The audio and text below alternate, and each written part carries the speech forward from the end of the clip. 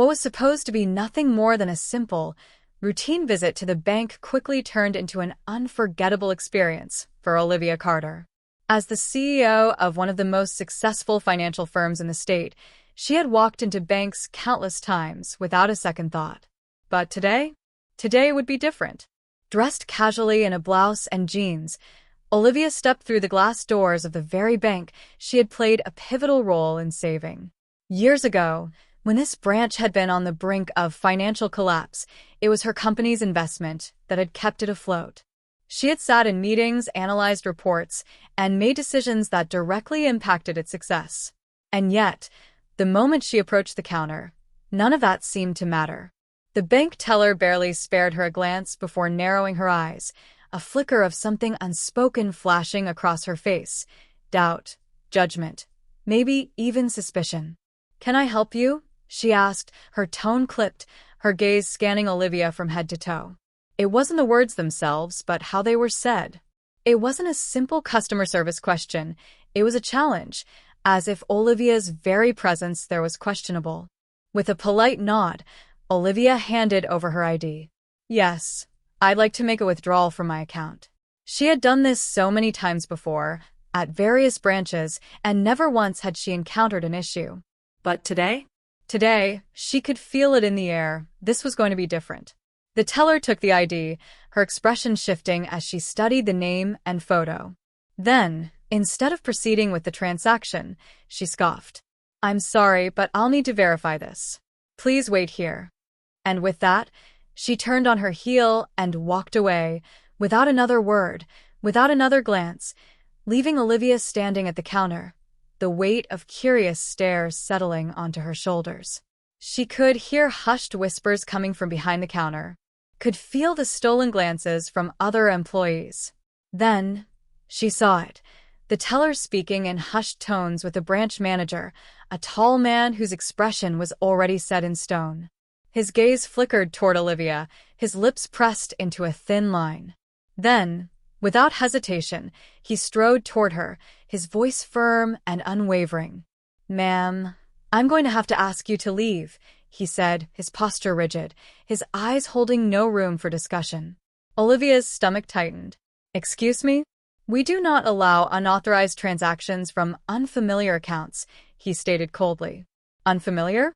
Her pulse quickened, but she remained composed. She held up the ID, her voice steady but firm. "This is my account. I am Olivia Carter." The manager didn't even glance at the ID.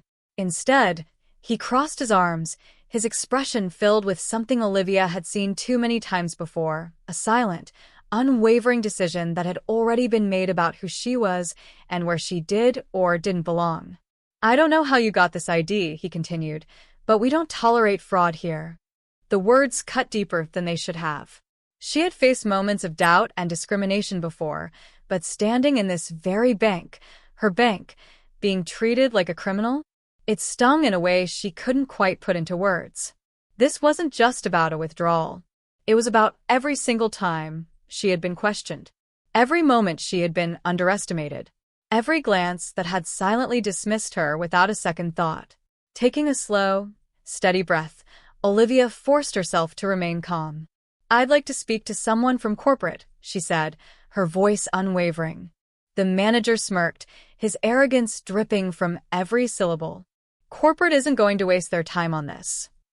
Olivia said nothing. Instead, she reached for her phone.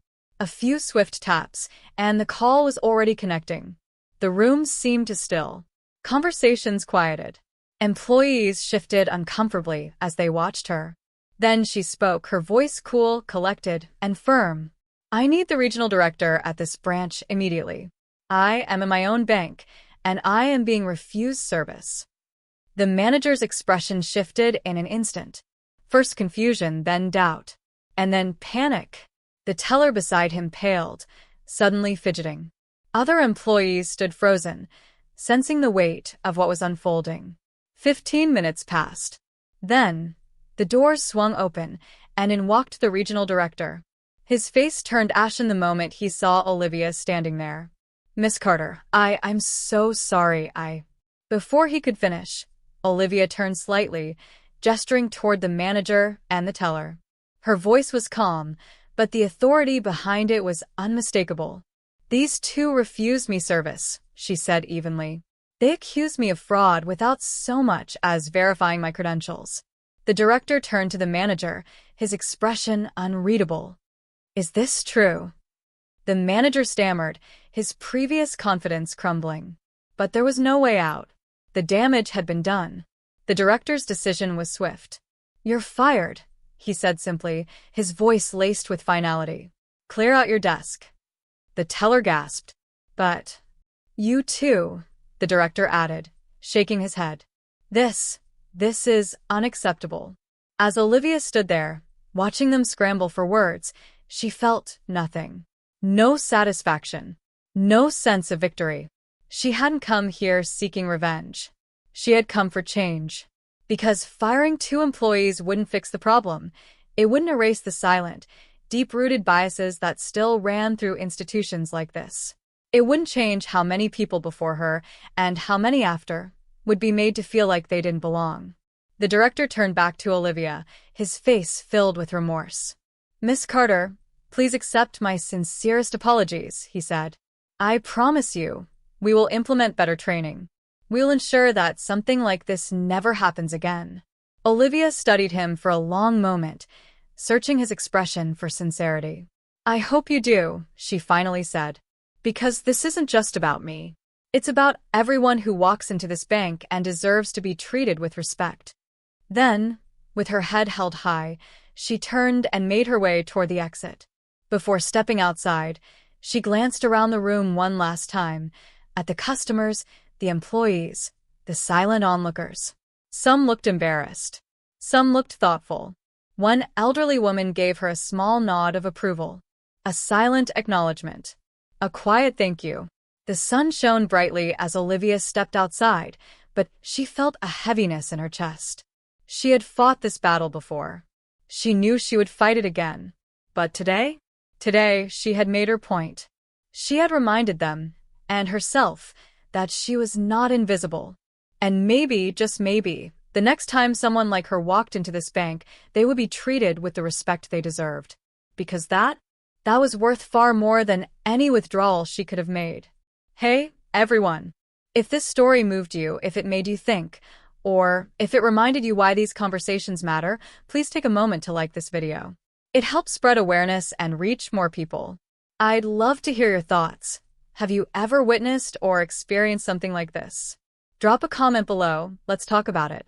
And if you believe stories like this deserve to be told, make sure to subscribe to the channel. We share real, powerful stories that need to be heard. Lastly, share this with your friends and family. The more people who see this, the more awareness we can bring.